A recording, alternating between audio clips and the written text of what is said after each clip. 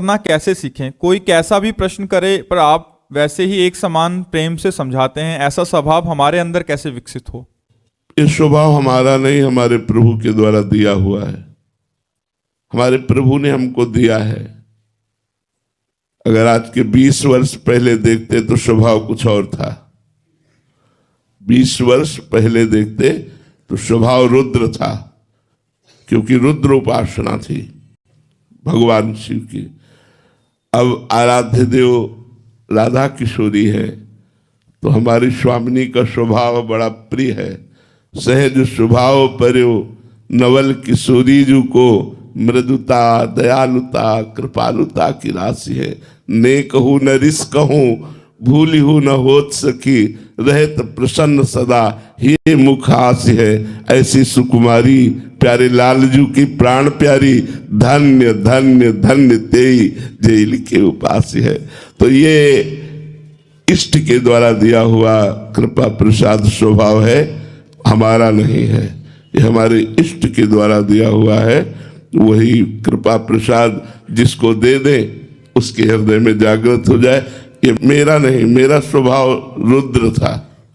रुद्र ये स्वभाव हमारी लाडली जू के द्वारा दिया हुआ है, क्योंकि जैसी उपासना होती है, जो इष्टाकार भाव होता है, वैसे ही हमारे हृदय में स्वभाव का, इष्ट से ही उपासक के स्वभाव का रचनात्मक भाव आता है।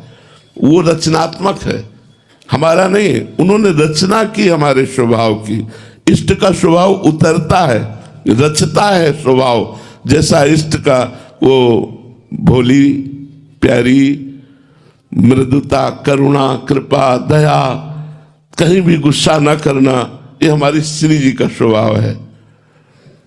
और त्रिलोचन भगवान शंकर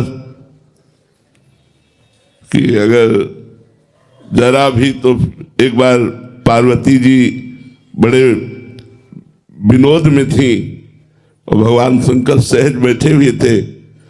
वो गई और दोनों नेत्र बंद कर दिए ऐसे। जय ही बंद किए तो तीसरा खुल गया, हिमालय में आग लग गई पूरे। भगवान शंकर से कहा प्रभु ये क्या हुआ? बोले तुमने विनोद किया, 2 बंद किए, तीसरा खुल गया, अब हम क्या करें? बोले प्रभु इसे शांत करो। बोले प्रलयाग्नि यहाँ से प्रकट होती, अब कभी हमारे नेत्र मत मूंदना।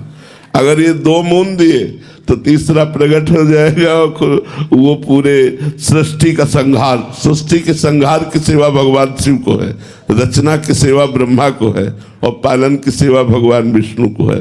तो हम जिस इष्ट का ध्यान करते हैं वैसे ही हमारा स्वभाव बनता है, इष्ट का स्वभाव उतरता है।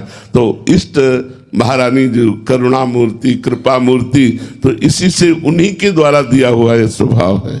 साधक को कैसे मिले महाराज ये स्वभाव?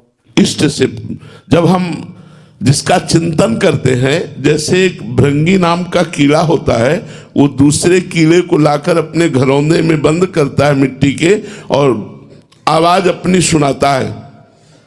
उसे डंक मारेगा और भन ऐसी आवाज करेगा। वो डरवश उसकी आवाज को सुनता है और सुनकर उसका चिंतन करने लगता है, तो बिना शरीर छोड़े वो भृंगी कीड़ा बन जाता है। ऐसे ही जब हम अपने इष्ट का चिंतन करते हैं तो बिना शरीर छोड़े ही इष्टाकार वृत्ति प्रकट हो जाती है। जब कोई तन्मयता को प्राप्त होता है तो अपने लोग भी कहने लगते हैं ये मनुष्य नहीं, ये तो साक्षात भगवान है। क्यों? क्योंकि वो भगवान में तन्मय हो रहे हैं।